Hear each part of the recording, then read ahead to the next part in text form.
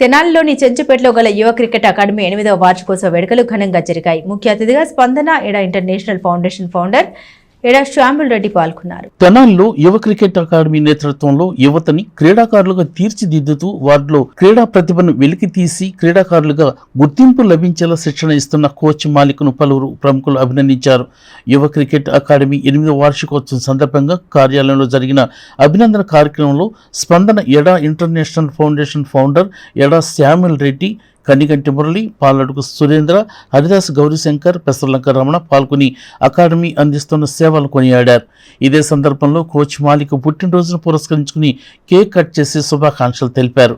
ప్రతి ఏడాది అకాడమీ ద్వారా క్రీడల్లో పాల్గొన్న క్రీడాకారులు మంచి పేరు తీసుకువస్తున్నారని చెప్పారు. ఇంకా ఈ కార్యక్రమంలో నాగిశెట్టి సాయి చరణ్, షేక్ అక్బర్, సాయి గోపి, వెంగళరావులు పాల్గొన్నారు. ఇండో బంగ్లాదేశ్ సిరీస్కి సెలెక్ట్ అయినప్పుడు ఆ రోజు మా నాన్నగారు ఇంట్లో సహకరించకపోవడం వల్ల, తల్లిదండ్రులు సహకరించకపోవడం వల్ల నేను ఎక్కడ మిస్ అవుతానని ఆ టైంలో మరి అన్నగారు కన్నెగంటి మురళి అన్నగారు నన్ను ఆ రోజు నాకు దగ్గరుండి 40,000 స్పాన్సర్ చేసి ఆ రోజు నాకు కిట్టుకొని ఇచ్చి అన్నగారు నా లైఫ్లో ఒక మర్చిపోయిన మైలురాయిగా మిగిలిపోయారు. థ్యాంక్ యూ అన్నయ్య, థ్యాంక్ యూ సో మచ్. దాని తర్వాత మరి మెల్లమెల్లగా అలా ఒక్కొక్కరు అభివృద్ధి చెందుతా మరి వస్తూ ఉన్నాం. తెనాలి నన్ను గుర్తించింది. నేను ఆ గుర్తింపుని అట్లా చాటుకొని యువ క్రికెట్ అకాడమీ ఎస్టాబ్లిష్ చేసి కొన్ని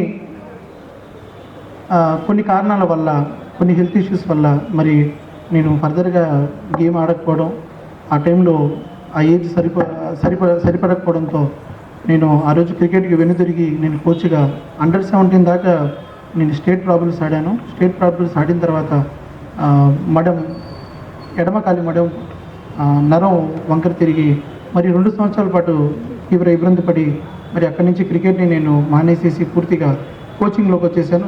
బాధలో తర్వాత అది కోచింగ్లోకి రావడం జరిగింది. మరి కోచింగ్లోకి వచ్చిన తర్వాత మరి అకాడమీ తరఫు నుంచి, నా తరఫు నుంచి చాలామంది పిల్లలు, మా యువ క్రికెట్ అకాడమీ నుంచి పిల్లలు డిస్ట్రిక్ట్, స్టేటు, ఇంటర్నేషనల్, అదే కాక నా స్టూడెంట్స్ 4, నాకంటే పెద్దవాళ్ళు నా స్టూడెంట్స్ 4 గవర్నమెంట్ జాబ్ చేస్తూ ఉన్నారు. దాని తర్వాత విజ్ఞాన్ యూనివర్సిటీలో కానీ, కేఎల్ యూనివర్సిటీలో కానీ నా అకాడమీ నుంచి ఆడిన పిల్లలు సర్టిఫికేట్స్తో మరి అక్కడ 1 lakh నుంచి 2 lakhs దాకా ఫీజు రింబర్స్ పొందుతూ ఉన్నారు.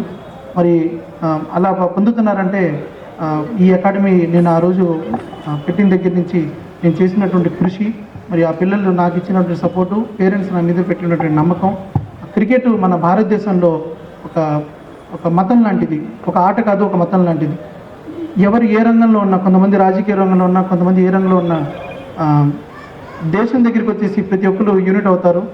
వరల్డ్ కప్ ఇండియా ఫైనల్కి వచ్చిందంటే ఎవరు ఏ వృత్తిలో ఉన్నా, ఏ పని చేస్తూ ఉన్నా ఆ ఫైనల్ మ్యాచ్ గురించి దృష్టి పెట్టుకుని ఆలోచిస్తూ ఉంటారు. ఈ ఆటలో మంచి చెడుల ద్వారా జీవితంలో ఆరోగ్యాన్ని,